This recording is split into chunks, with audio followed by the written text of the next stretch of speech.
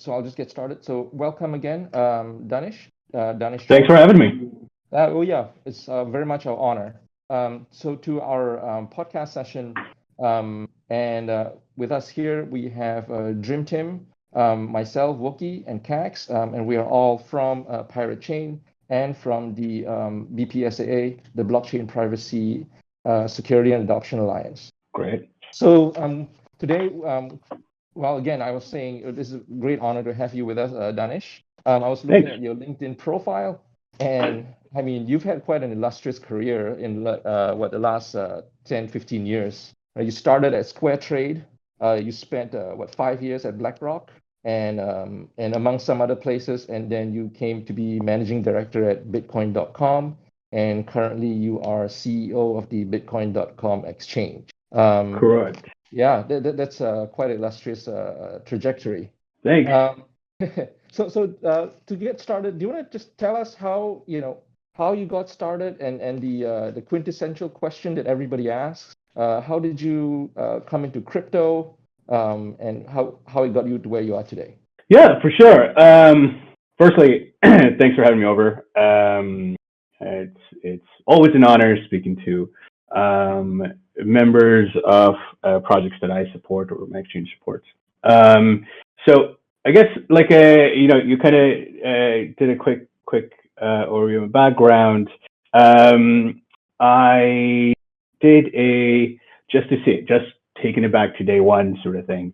I did a undergrad in finance with a minor in electrical engineering and computer sciences at Berkeley back in, I believe I graduated in 2005, which is 17 years now, which is quite a long time ago. So from the very beginning, I always had like an interest in both, finance and technology.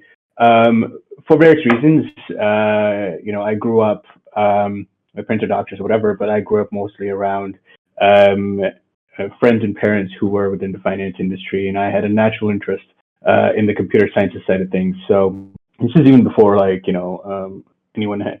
I think there was some other cryptocurrency. It wasn't really crypto. I forget what it was called. There was a token already out there that was kind of interesting during that time. But obviously the Bitcoin white paper hadn't been written then. And so after that, moved over to the Bay Area and started working at Square Trade, which was one of the first insurtech, as we could call it now, insurtech companies that was around at the time. It was, for the most part, I don't know if people know what VeriSign is, but VeriSign was a buyer and seller protection mechanism, and that's what Square Trade was doing. At that time, eBay was new-ish, and people didn't have security against the buyer defaulting or the seller sending you something that wasn't right. So we kind of pioneered that. And so I was within the operations team, so I was already within the tech and finance side anyway. And soon after, I left for London, did a master's at the London School of Economics, and got my first job in Europe at Ernst & Young, doing financial services advisory. So it's more like M&A, basically. So dealing with mergers and acquisitions, dealing with buyouts, sellouts, etc. During this time, I actually had the chance encounter with. I mean, I already knew of digital currencies around, not that proliferated for now by then.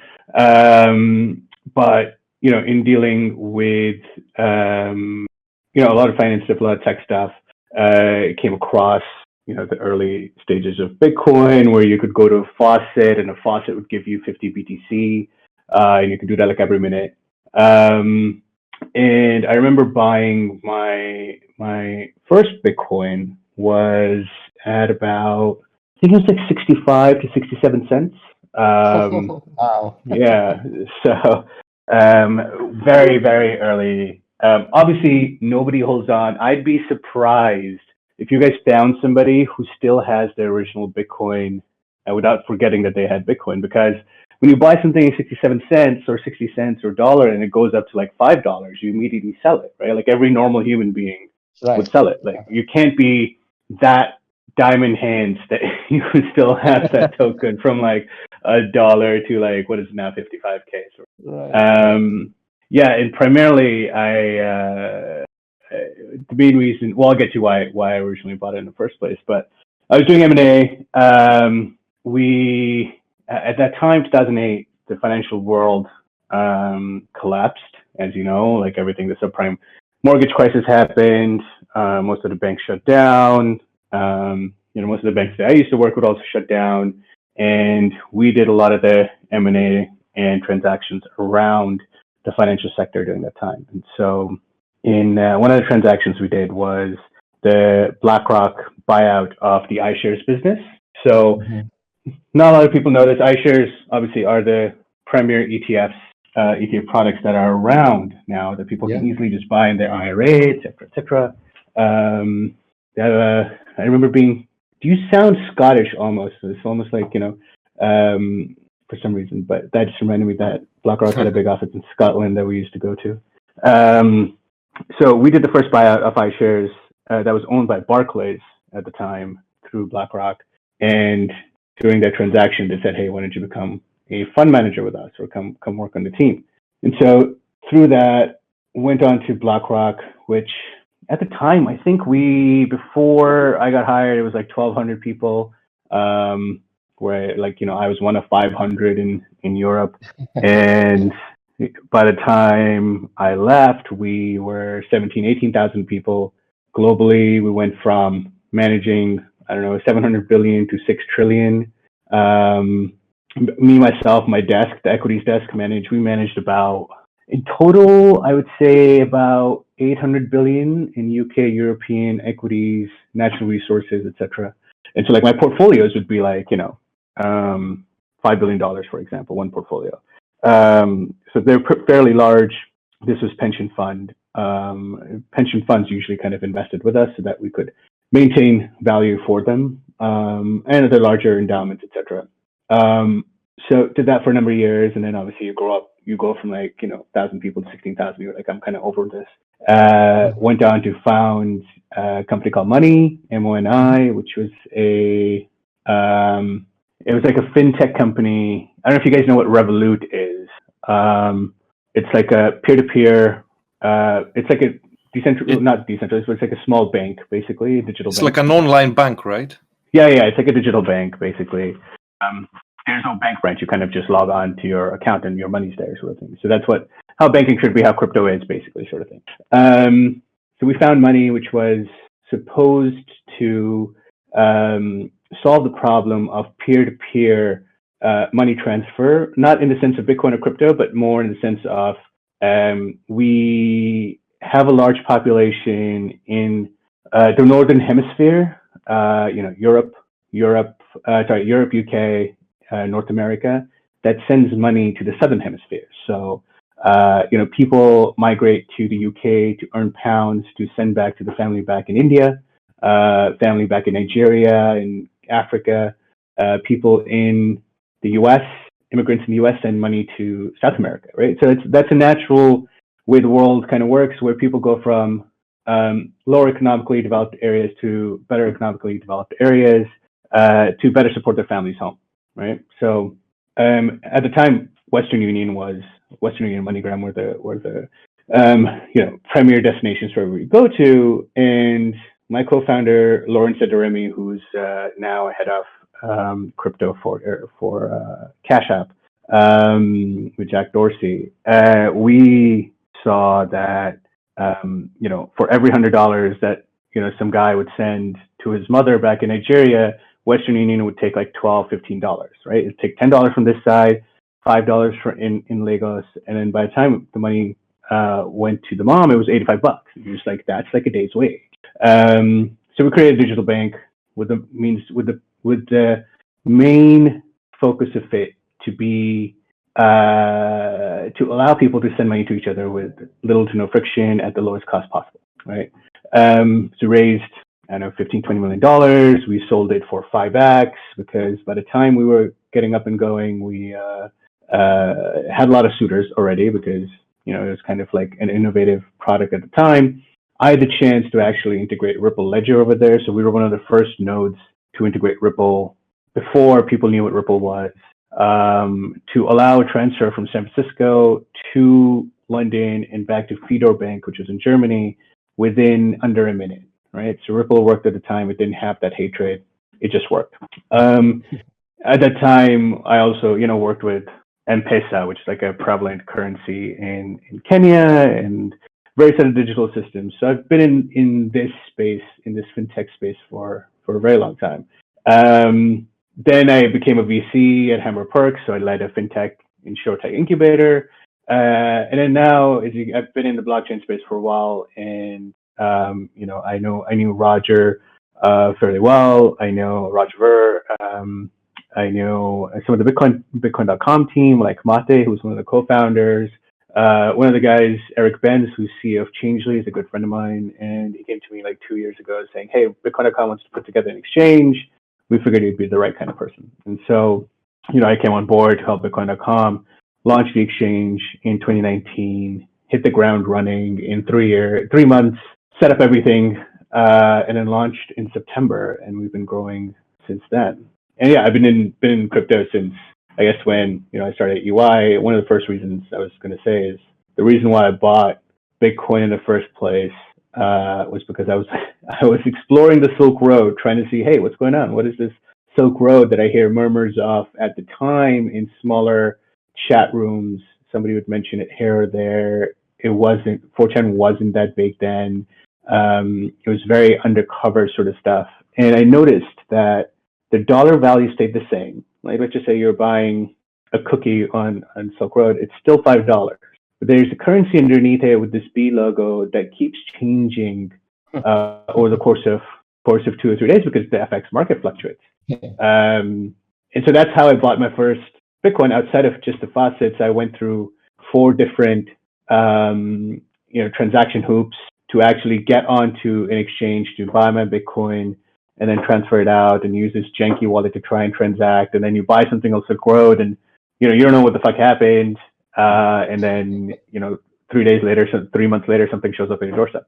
And yeah, I used to trade it on Mt. Gox. I had a bunch of coins lost over there. And yeah, been involved since then. So sorry, that was like a very, very long rambling answer. So feel free to whenever I ramble on, feel free to tell me to cut it down. Oh, no problem. I mean, it's very exciting to hear, just to hear about how just about everybody gets to where they are in crypto in a slightly different path.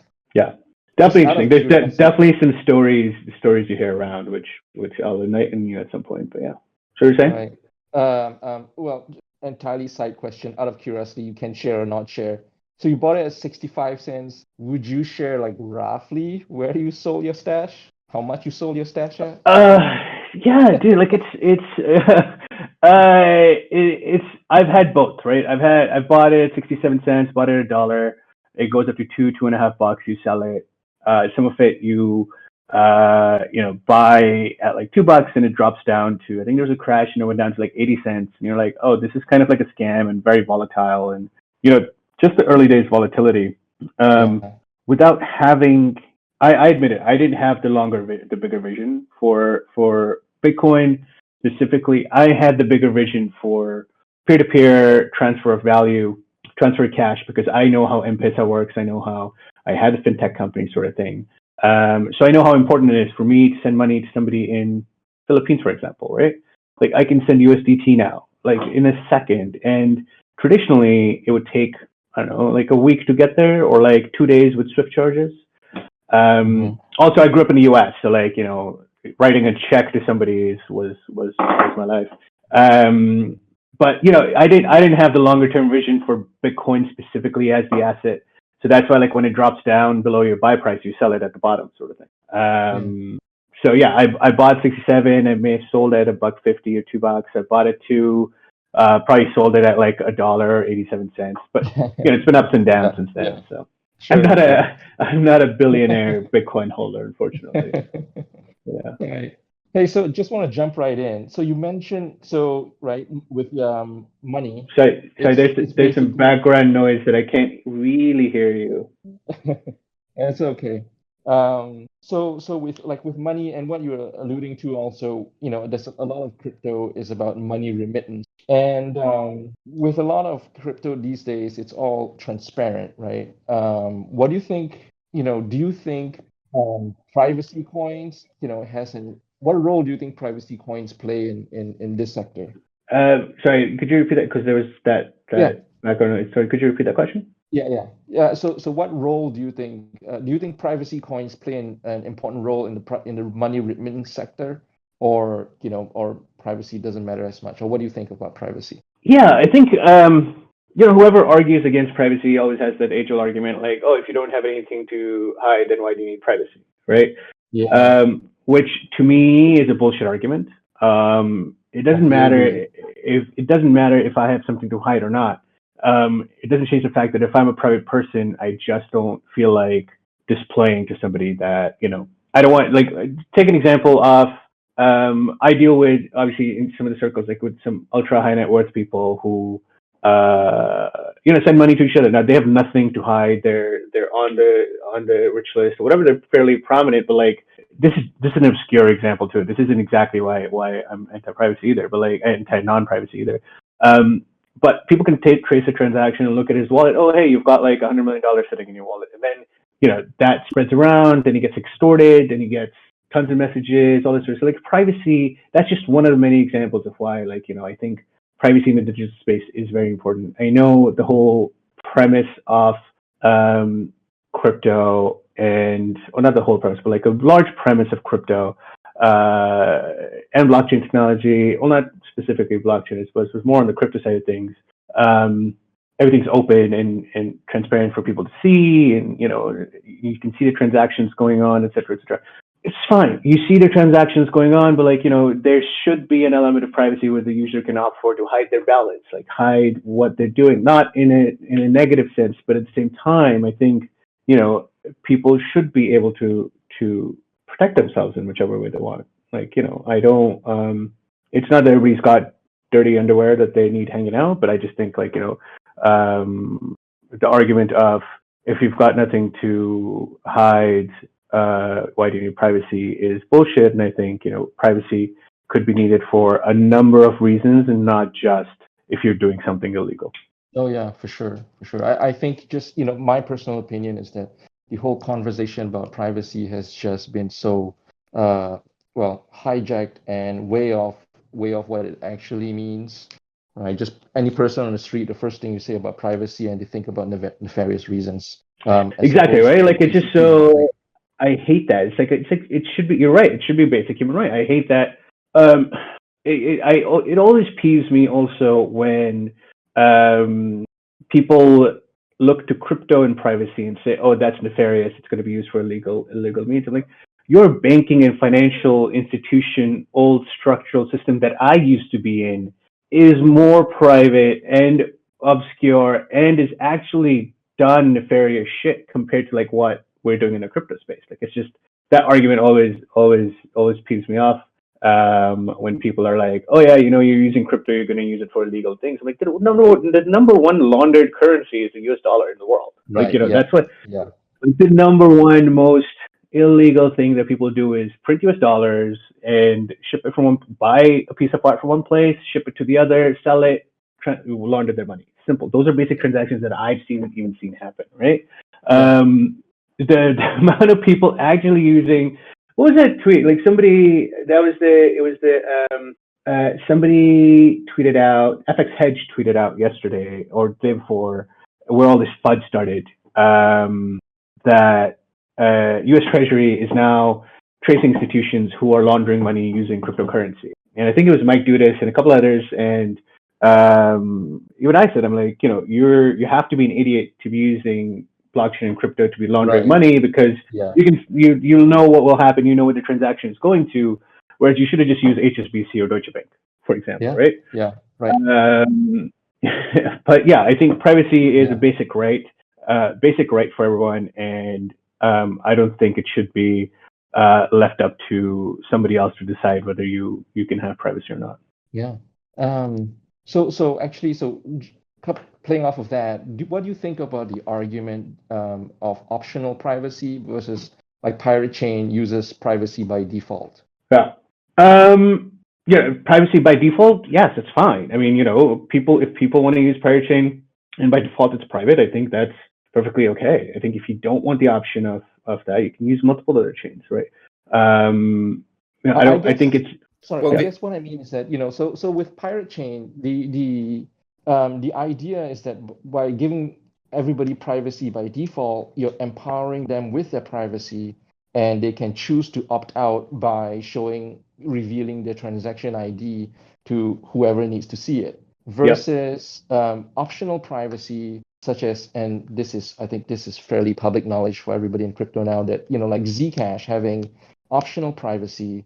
With chain analysis, I believe, they have tracked over 99% of the transactions. And so they can crack down on everything.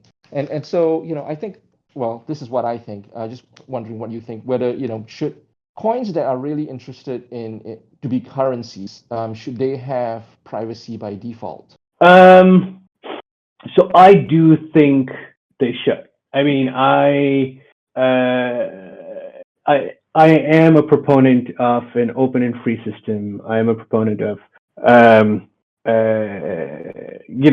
everything that this industry kind of stands for, in the sense that, we inclusion, et cetera, et cetera. I think the choice of privacy as default is good. I think it's end user based, right? Like, as in, yes. I view it as, you're not forcing.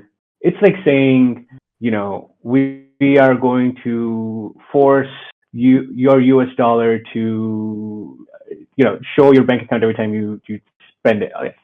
That's a terrible example, but it's optional for the end user. I don't think this is being shoved down people's throats, firstly. And I think, secondly, by default, privacy is something that I cannot see, like, 99% of people opting out of.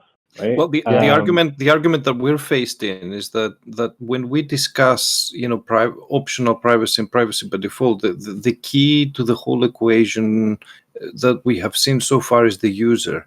So if you give these two options to the user, but the default option is optional privacy, then 9 out of 10 the user will choose the easy route, which is to essentially use the optional privacy, which means they're not private, which means they're using a transparent blockchain, and the whole purpose of that of that feature in the blockchain does not get used. Yeah, I think like that's the age-old argument. Not the age-old argument. It's kind of like that argument of like, you are, and I hate it when people also kind of say this, like when they say you are protecting these people from themselves, sort of thing, right? And it's you're policing them or whatever it is, sort of thing. I think optional privacy, because there's a matter of education too, right? When you argue optional versus default, does the user know that? Is the user aware of it? I think that's sort of that's an informed decision that the user should be able to make. But that's not always the case. Like, you will never always be like, hey guy, you're using Pirate Chain, for example, and these are the options whatsoever. They might just pick it up on an exchange and transact with it without knowing what's what, sort of thing, right? So there's an education element to it. I do think there is merit in the default privacy, because again, for this reason of lack of education, right? You're not forcing the person to be using Parachain, right? There are multitude of other options or whatever it is. You guys Parachain holds true to its tenet of like, there's privacy by default. This is our product. This is what we do. And if somebody wants to make their address public, transaction public, they can do it. I don't think that should be compromised. If somebody's like saying, oh yeah, you're not giving the person the choice or whatever, it should be a choice, etc. You don't always, as a consumer, you don't always get to, you're not always the most knowledgeable in every matter, in everything that you're doing. It's kind of like, saying, I don't know if this applies or not, but this is an example. It's like when we used to talk to people at Western, who would transfer money using Western Union, they weren't aware of the fact that there's like a 12% charge or 15% charge, right? They're just like, hey, here's some money, send it to my mom. Mom knows where to go, she picks it up, etc. Now that's a default thing, sort of thing, or that's like that there's lack of knowledge in that on their front. And then we had to go and show them like, hey, listen, we actually had to spend a lot of time. So I'm like, hey, by default, we send money to using our money platform, cheaper, faster, etc. And show them the light in that sense, sort of thing, and so convert them over. But it was an education thing. So I think in that side of things, I don't think for me, optional privacy feels a little bit like the privacy given to you by people like Google and Apple and all these people that keep chewing this word privacy, because they just they just use it as a marketing ploy to try and make people feel that they're not being 100% transparent with the data, and that these people are sharing it and taking it and using it however they like. So they give you these privacy features, but really, even if you disable absolutely everything, you're still being 100% tracked. Oh, 100%. I think I'm trying to draw a comparison to this use case to real world. Like, for example, default privacy. Have you guys heard of a platform called Signal? Signal is the messaging platform, right? Yeah. So I know Moxie and Co. Now, to me, default privacy is Signal, right? I know these guys don't store data. I know they're really protected, et cetera, et cetera. And optional privacy is WhatsApp. WhatsApp says it's secure, but they literally just announced their terms and conditions. They're like, oh yeah, we're going to start sharing our data with Facebook. And it was just like a little small line in their terms and conditions. People accepted it and everybody just went on their way. So that's optional privacy. We're like, oh yeah, WhatsApp is secure, but it's really not. And then actual privacy is Signal, where it actually is secure, and nobody can peer into whatever you've chosen, whatever you set through. Yeah, I mean, I feel like a lot of these, larger mainstream apps are it's kind of like a bait and switch, right? They just tell you it's private up front, and then later they change their terms and conditions. Always, that's always the thing. Like, so for example, when we were doing when I was building a fintech incubator, we worked really closely with Facebook. This is before Cambridge Analytica came around. Brittany Kaiser came around and said, hey, guess what Facebook was doing? I used to sit in Facebook's offices because we were spending so much with them. They used to help me target the right kind of person using the characteristics I want without the person even knowing, right? So I could pinpoint a specific ethnic minority living in a specific part of London using Facebook's data insights, which is not available to most advertisers. It's only available to most people that pay them a lot of money or whatever, but they will sell your fucking data. Like, if this was like, oh, those 5 people within a 5-yard distance of this Nigerian church in South London, we can help you target those people. And now that's scary shit. I'm literally in their offices in London, and I was like, wow, this is, at the time I thought it was kind of cool, obviously, because I'm like, oh shit, I can serve my ass to this person. Yeah. But like, when you grow out of it, when you step out of that industry, you're just like, shit, man. So, I mean, actually, like, I'm not active on Facebook anymore, but like, it's creepy, and that sort of stuff happens. And yeah, same as like when, you talk about something and 2 days later, your Instagram is showing you an ad about it because it's listening to your microphone. And that's the optional, quote unquote, optional privacy that most things provide. And then there's, the actual privacy that some applications and some blockchains kind of provide. Yeah. Well, Sorry, I rambled on there quite a bit, oh but no, you no, know, no. All yeah. that is still, really, really good discussion. And I just want to, so off of that, do you think, from a regulatory aspect, right? The recent and just about every FATF recommendation out so far has, made some kind of, want to say negative or cautionary remark about, privacy coins, or mixers as such. Do you think government someday, will come around to the idea that everybody really needs privacy, right? So one idea I've had is that, the way the world money in the world has evolved, it's always just been by itself, by nature, private. Whether you're handing off a gold coin or you're handing off a paper bill, nobody knows other than who you handed it to. But this is the first time, right, being in the digital world, that it can be tracked. It is what it is, but unfortunate that Bitcoin started out, completely transparent. But that is what it is right now. So do you think, governments will one day come around and realize that everybody actually needs privacy? No, to put it simply. Like I think, Yeah. I mean, I come from a capitalist background. I'm also libertarian in the sense that I operate within the realm of the capital markets for financial gain, personal gain, etc. Use of tech, etc. But still a libertarian in the sense I still believe that everybody has the right to privacy, and so on and so forth. And I think if the government gives you the right to privacy, it won't be a government, if that makes sense. Like it wouldn't. It's the government's entire premise is to rule over people, to command and dictate laws and make sure that people are within certain rules and so on and so forth. And for them to allow total privacy to people will be going against what a government thinks it should be doing.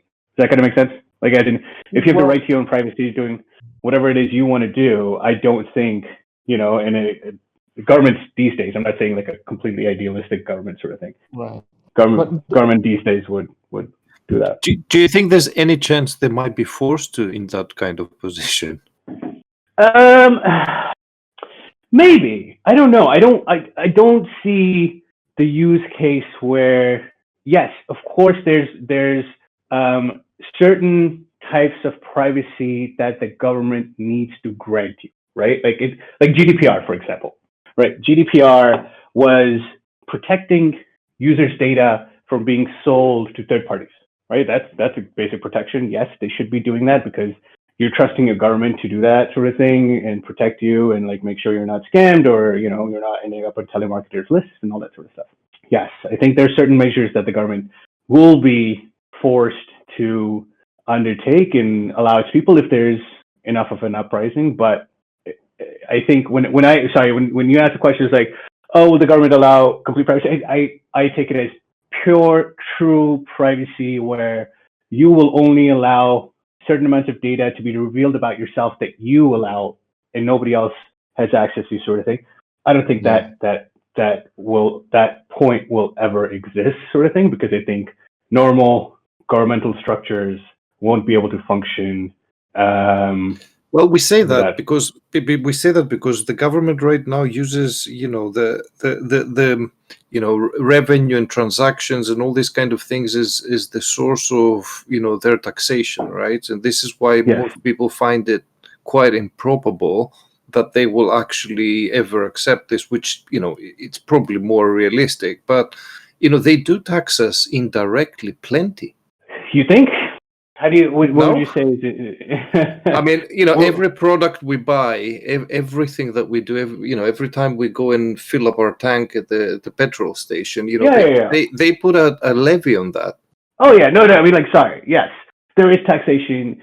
You're always being double taxed, right? You're taxing your salary, you're taxing what you're paying, because the end person is being taxed on what they're selling, because they're being taxed by the government on what commerce they're. So there's always a cyclical cycle. There's a cycle.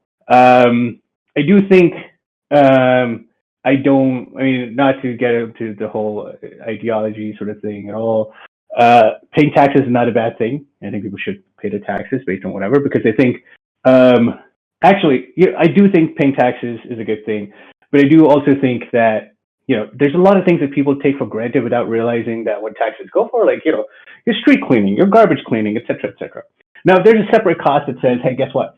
You've got a monthly subscription to the street cleaner and your garbage cleaner, pay that instead of taxes. I totally do that because I have obscurity towards the whole taxation system with governments is so obscure. Nobody really knows where the money's going, sort of thing. But anyway, I digress. That's a whole separate story. But yeah, I don't think that true privacy is a concept that a government will allow its citizens as a right. Like I mean true privacy, as in like, your name only appears on the census if you wanted to. Your, the government isn't allowed to look into your bank account. In fact, they don't even know where you have your bank account, sort of thing. And you don't have a social security. You can tell them your social security number, but you don't have to, et cetera, et cetera. Like that's sort of true privacy, like an opt-in, opt-out sort of situation of life in a country. Okay. Yeah, I think this government regulatory question, we could go round and round about where the of course, fine point is. Yeah. So I want to transition a bit and ask you about Bitcoin.com, the exchange. Sure. And Pirate is very, very appreciative of Bitcoin.com exchange's support of us and listing us.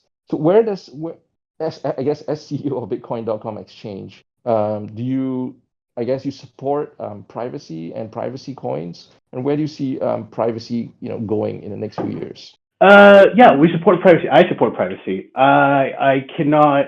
The exchange supports privacy. I cannot. We're the Bitcoin.com exchange.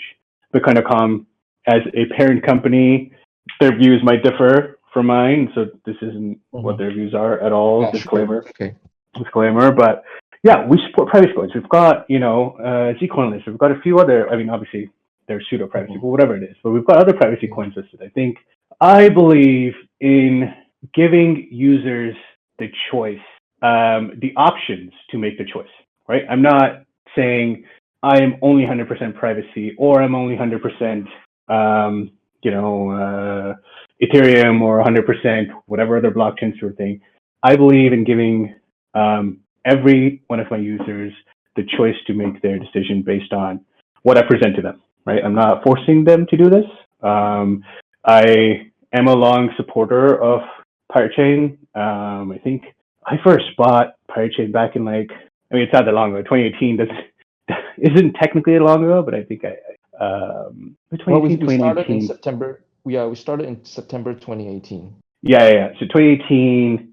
Early 2019 is when I first bought Pirate Chain. I forget which exchange I bought it from. You guys were on a very. You were on. Yeah, Oldspit.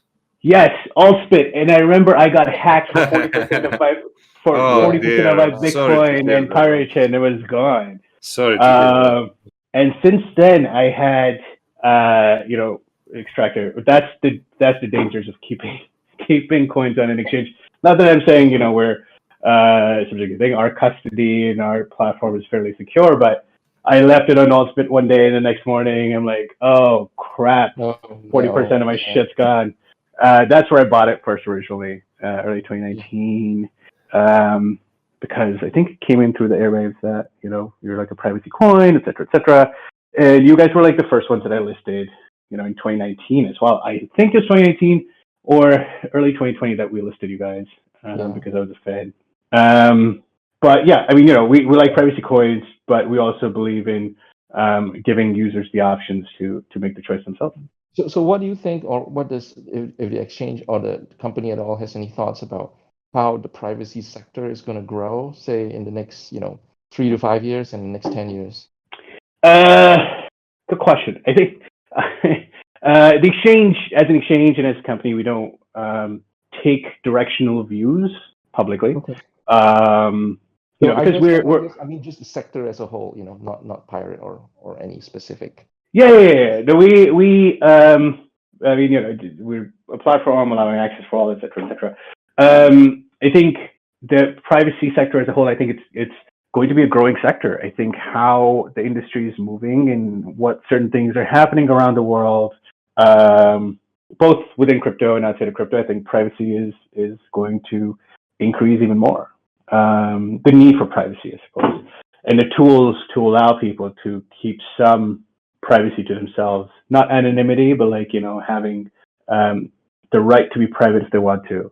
I think over the 5-10 years is going to be even more important. Given if you were to believe, I mean, I don't obviously believe in conspiracy theory with this stuff, but how people are like saying, oh, hey, you've got microchips installed and this virus is a tracking thing, whatever the crazy shit's going out there.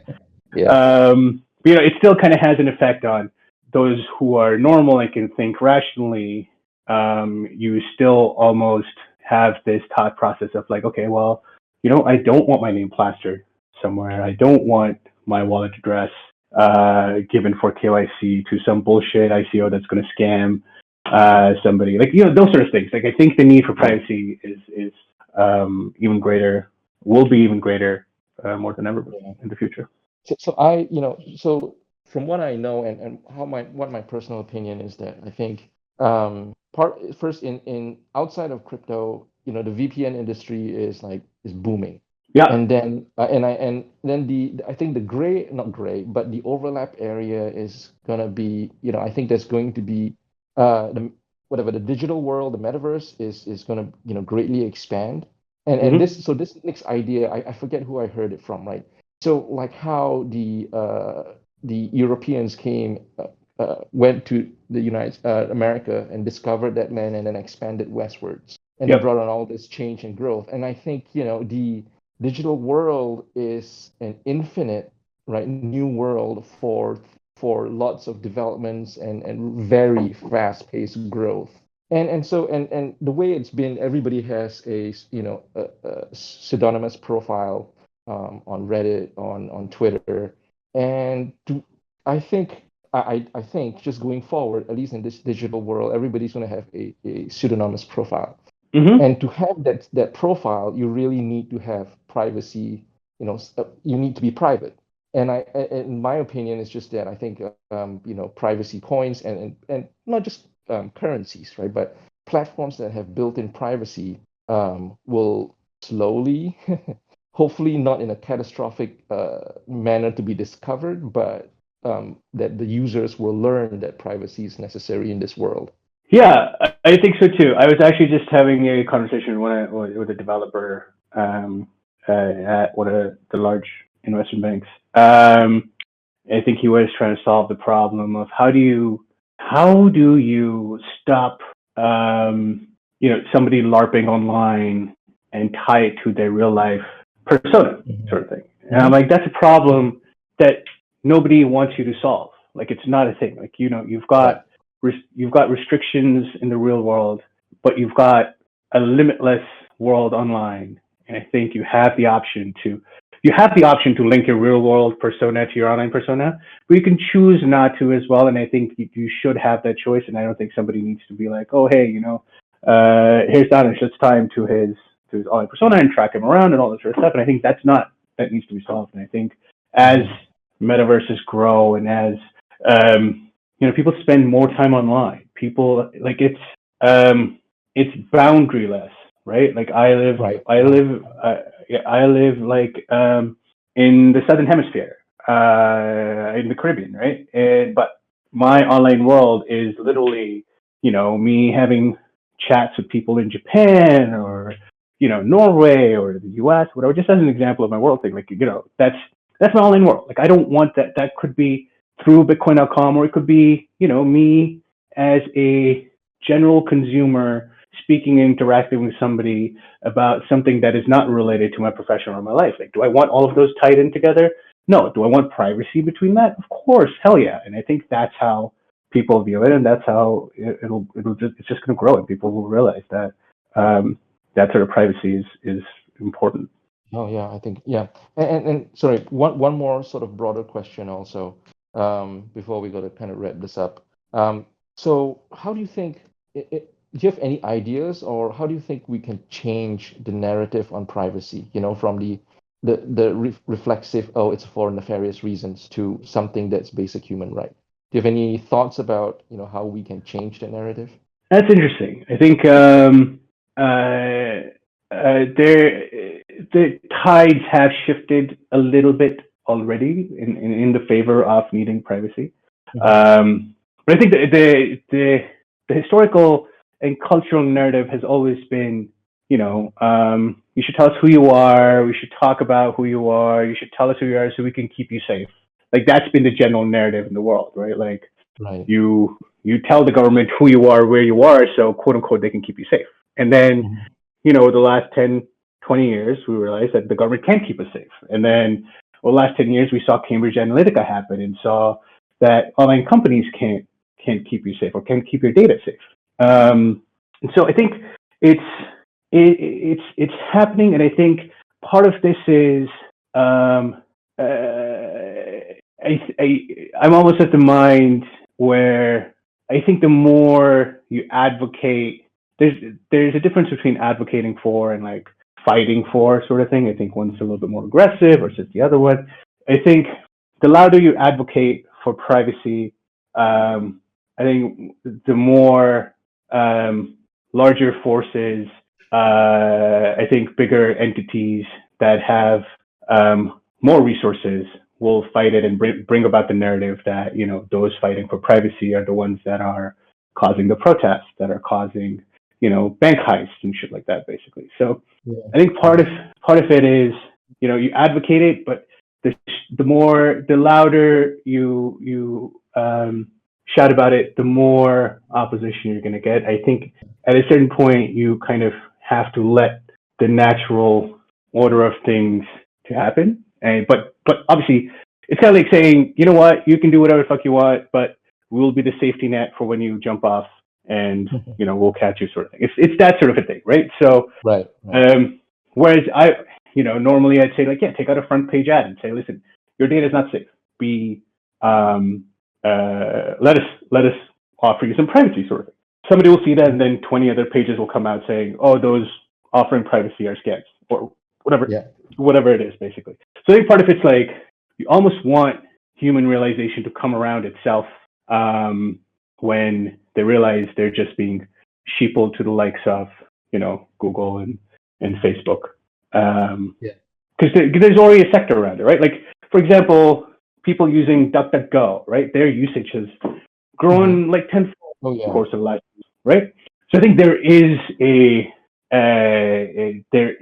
rising tide, so to speak. I think you need to just like let it take its time rather than, kind of go charging headfirst into battle, sort of thing. And like what you were saying, in the past, in the recent decades, it's been the government will take care of you, and so that's a top-down approach. And I just think privacy, has to be a social movement that's a bottom-up approach. Yeah, 100%. I think that's what that is 100% right. Like the top-down approach is what Facebook's saying. We keep your data private. Top-down approach is the government saying we keep you safe. Like, no, they don't. Like the government will sell your data to Facebook any day, right? Like we have, Facebook now claims they're helping governments tackle COVID in the EU, right? And now you look at it and you're like, oh yeah, fuck, you're sharing my data with the government and government sharing my data with you, and this whole soup is being created and I have no choice in it. Yet here you are, you have all my information, sort of thing.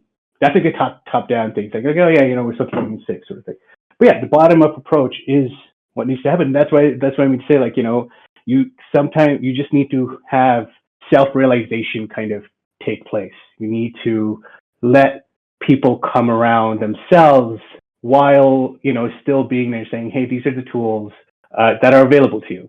You have the option to use them.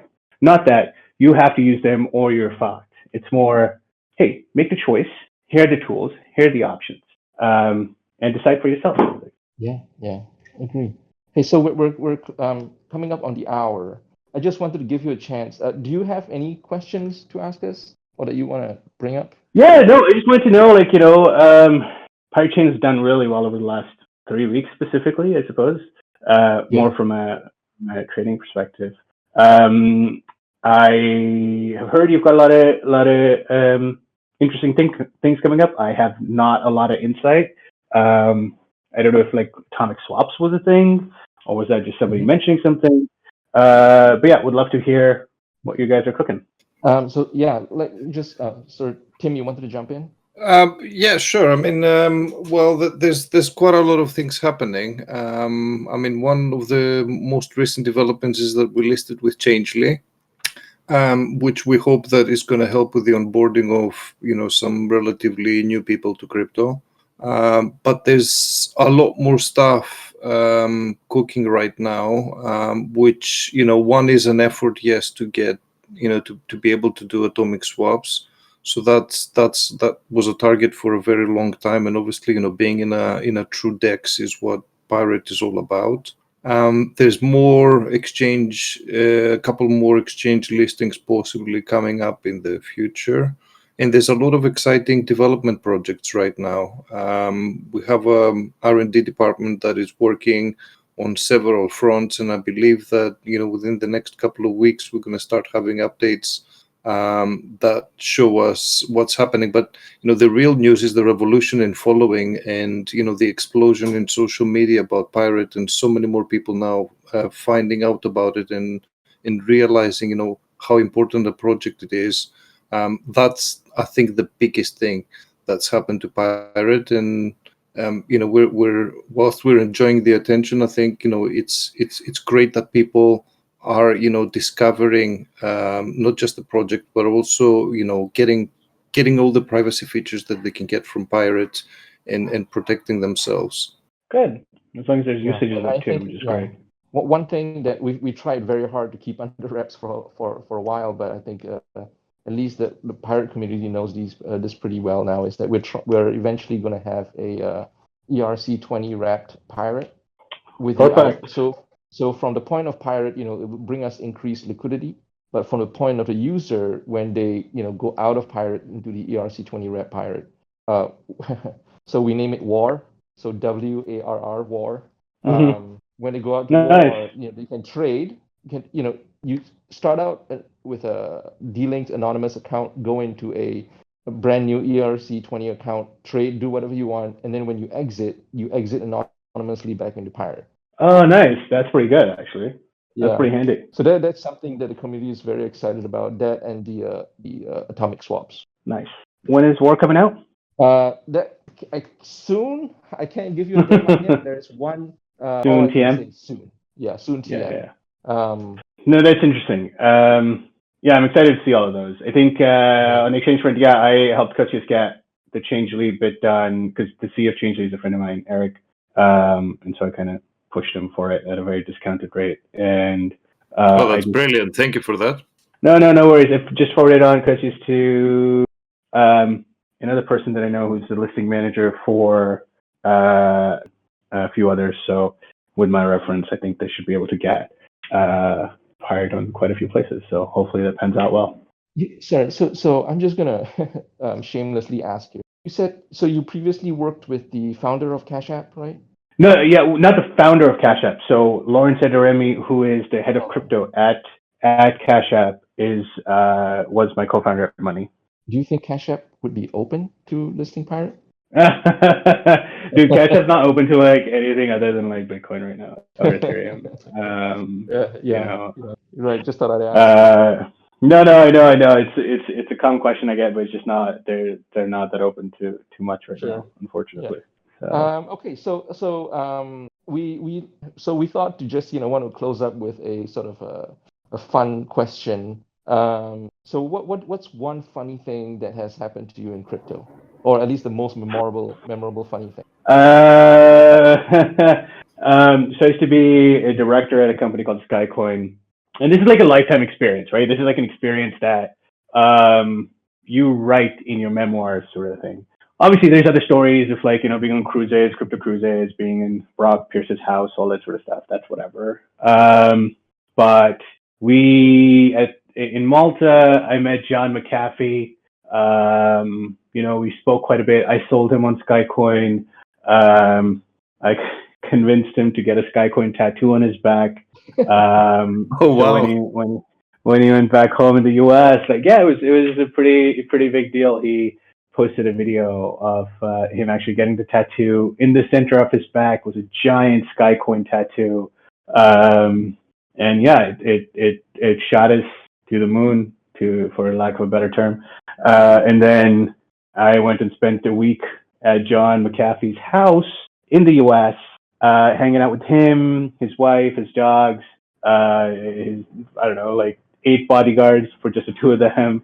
And yeah, it was a crazy time. It was probably a fun experience that, you've got the father of antiviruses sitting next to you, telling you stories from his fucking days, and you're just like, this is goddamn crazy. You're just like, how is this happening? It's kind of like one of those like moments. So yeah, that was a fun thing that happened. And then of course, sometimes they do say you shouldn't ever meet your idols. So it was really great, but it also wasn't without its drawbacks, sort of thing. Okay. That's life. But yeah, that was probably one of my most memorable. I want to say it was Malta Blockchain Summit 2018, I believe, was when that happened. Yeah. So around that time, November 2018. Yeah, mid-bear sort of thing. Yeah. Well, hey, this has been a lot of fun chatting with you. Thanks, David. No, it's been fun. Thanks for the questions. I got a little bit more. I rambled on quite a bit, but whatever. Oh no. This is all fantastic. Thanks so much.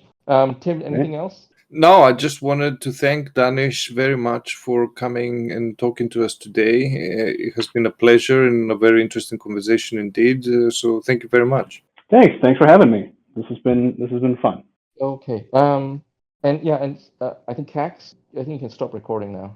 Cool. So we'll put this up. We'll post this up on our socials, and then like I said, we'll go through it and try to pull out some good questions and answers, and try to make that into a sort of a written AMA style thing also, and to post up. Sounds good, dude. Yeah. Hey, it was very, very nice to meet you. Yeah, nice to chat to you guys too. Very good to meet you, and thank you for coming again. And hopefully we'll catch up at some point in the future. Definitely. Best of luck, guys. Thank you very much. Thank you. Take care. Take care. Bye. Bye.